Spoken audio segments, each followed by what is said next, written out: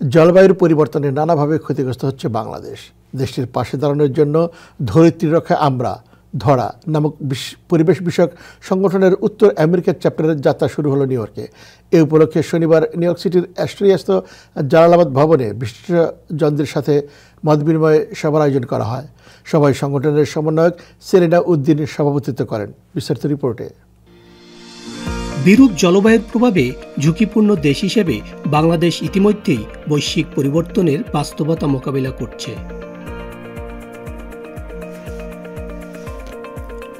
প্রতিবছর ভয়াবহ জলোচ্ছ্বাসের মুখোমুখি হচ্ছে বাংলাদেশ। চলতি বছরে দুটি ভয়াবহ বন্যায় বাংলাদেশ $1.7 বিলিয়ন ক্ষতি হয়েছে, যা জাতীয় বাজেটের 1.8% সমান।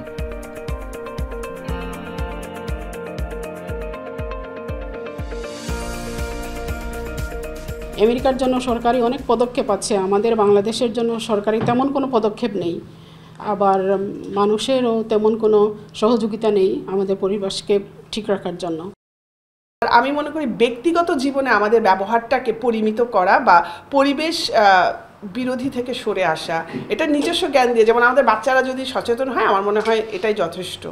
অন্যান্য যেসব সংগঠন এই পরিবেশ রক্ষায় বা এই ধরনের এজেন্ডা নিয়ে কাজ করে, ফসিল ফুয়েলের বিরুদ্ধে কাজ করে বা এই ধরনের গ্লোবাল ওয়ার্মিংয়ে রিলেটেড অ্যাওয়ারনেস তৈরি করে, তাদের সাথে যেন আমরা একটা অ্যালায়েন্স তৈরি করে একটা প্ল্যাটফর্মে আমরা একত্রিতভাবে কাজ করতে পারি, মানে আপনারা যারা উদ্যোগ নিচ্ছেন, যাতে করে হয় কি সবাই মিলে কাজ করলে এটা ইম্প্যাক্টটা বড় হয়। প্লাস্টিক গ্লোবাল ওয়ার্মিং আর সব প্রবলেমস বাড়ায়, সো প্লাস্টিক রিডিউস করতে হবে। গত 18 মাসে জলবায়ু পরিবর্তনজনিত 15টি প্রাকৃতিক দুর্যোগ 12 লাখ মানুষকে পানিবন্দী অবস্থায় দিন যাপনে বাধ্য করেছে।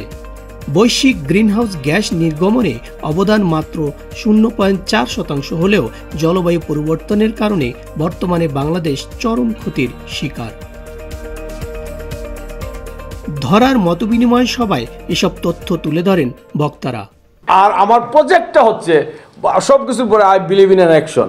আমাদের 50টা যদি আগামী 1 বছরে আমরা ঘোষণা দিব, মার্চ এপ্রিলে আপনার একটা পরিবেশ বিষয়ক সমাবেশ করলাম, এখানকার মেইন স্ট্রিমের লোকজনকে দাওয়াত দিলাম যে আমরা আমাদের প্রত্যেকটা নিজস্ব এলাকা পরিষ্কার পরিচ্ছন্ন বা পরিবেশ এনভায়রনমেন্টাল জাস্টিস এইসব নিয়ে আমরা এখানে লোকালি কথা বলবো। বাংলাদেশ যদি বলি, আমরা বাংলাদেশের 1/3 পানির নিচে চলে যাবে।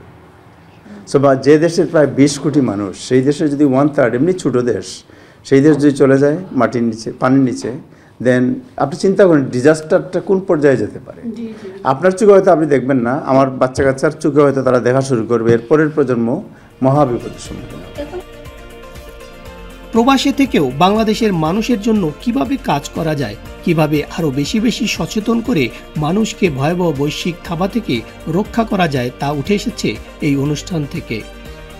আর আমার মনে কি আমরা যদি ডে বাই ডে যার যেটা মনে আসে কিভাবে দেশে কিভাবে গ্রামে আমরা এটা চালাতে পারি, এই ছোট ছোট ডোনেট করে কিন্তু আমরা শুরু করলেই বোধহয় ভালো হয়ে যায়। আমরা যদি আমাদের ওই জন্মস্থানের জায়গাটাকে যদি একটু বেটার একটা জায়গায় নিয়ে যেতে পারি, এটাই মনে হয় যে আমাদের জন্য অনেক বেশি বড় পাওয়া হবে।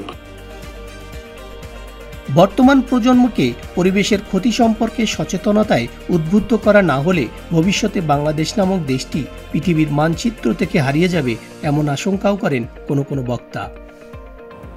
And what is the story behind the story? I mean, I really wanted to know how this organization is different from the other organization, and what is the story behind this one?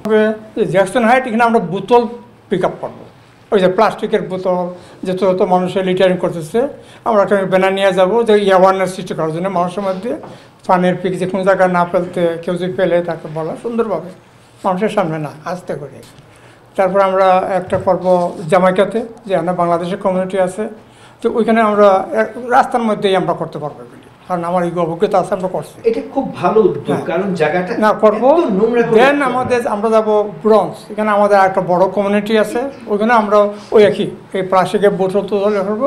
Ibrahim Chowdhury ভাই বলছেন আর বলছেন যে এখানকার local যারা politician আছে বা local লোক আছে, ওদের সঙ্গে কীভাবে আমরা সম্পৃক্ত করবো। মানুষের মাঝে পরিবেশের ক্ষতি সম্পর্কে সচেতনতা সৃষ্টি করে ভবিষ্যতে বাংলাদেশকে রক্ষার সব ধরনের পদক্ষেপ নেবে ধরা। এসকে সোহাগ, টাইম টেলিভিশন, নিউ ইয়র্ক।